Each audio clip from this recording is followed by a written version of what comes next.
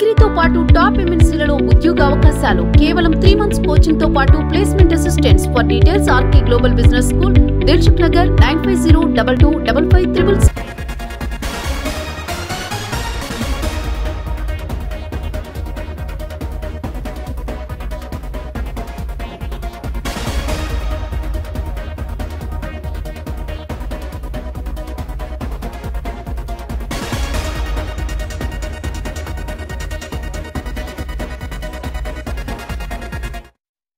Right గా breaking news చూస్తున్నాం. తెలంగాణ ప్రభుత్వానికి మేడిగడ్డ విజిలెన్స్ నివేదిక అందింది. కాళేశ్వరం ప్రాజెక్టు పైన ప్రభుత్వానికి నివేదిక చేరింది. 16 నుంచి 21 వరకు మేడిగడ్డ పిల్లర్స్ డ్యామేజ్ అయ్యాయని నివేదికలో పేర్కొన్నారు. ఏజెన్సీ నిర్లక్ష్యం వల్లే ఈ ప్రమాదం జరిగిందని, గడిచిన 3 ఏళ్లుగా నిర్లక్ష్యం వహించినట్లు సమాచారం. డ్యామేజ్ గుర్తించి హెచ్చరించినా పట్టించుకోలేదని, పిల్లర్స్ వద్ద క్లీన్ చేయకపోవడం వల్లే ఈ డ్యామేజ్ జరిగినట్లు నివేదికలో తేలింది.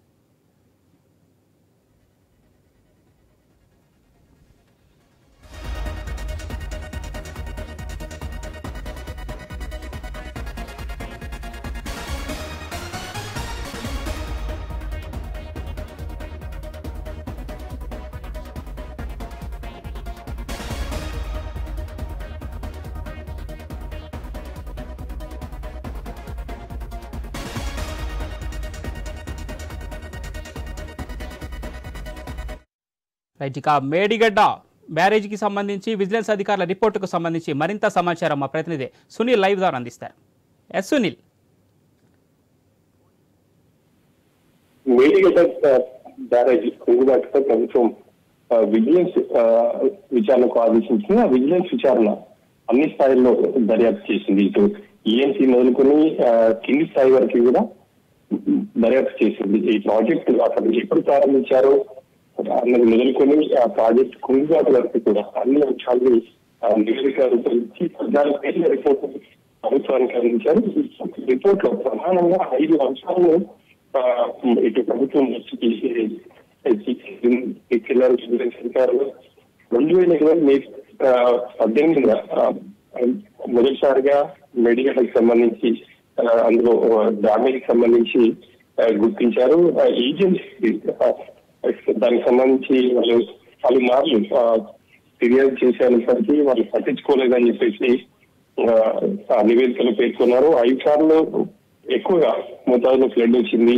దానికి సంబంధించి అక్కడ ఉన్నటువంటి మెటీరియల్ కూడా తీసివేయలేదు. ప్రాజెక్టు ఆరంభం నుంచి నిర్వహణ వరకు కూడా పూర్తి స్థాయిగా ఆ గాలికి వదిలేశారు అని చెప్పేసి కూడా విజిలెన్స్ అధికారుల నివేదికలో స్పష్టంగా పేర్కొన్నారు.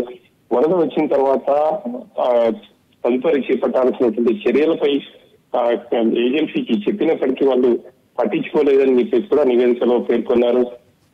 దానికి ప్రధానంగా ఆ వరద వచ్చిన తర్వాత ఆ వరదలో అక్కడ ఉన్నటువంటి షీట్స్ కావచ్చు వాటి అన్నిటికీ కూడా తొలగించే కారణంగానే అవన్నీ అక్కడే పడి ఉన్నాయని చెప్పేసి నివేదికలో స్పష్టం చేశారు. ఇక క్రాక్స్ కావచ్చు, బ్లాక్ నెంబర్ 7 అదేవిధంగా 16 PX నుంచి 21 PX వరకు కొట్టుకుపోయినటువంటి రాఫ్ట్ మెటీరియల్ కూడా వాళ్ళు పరిశీలించారు.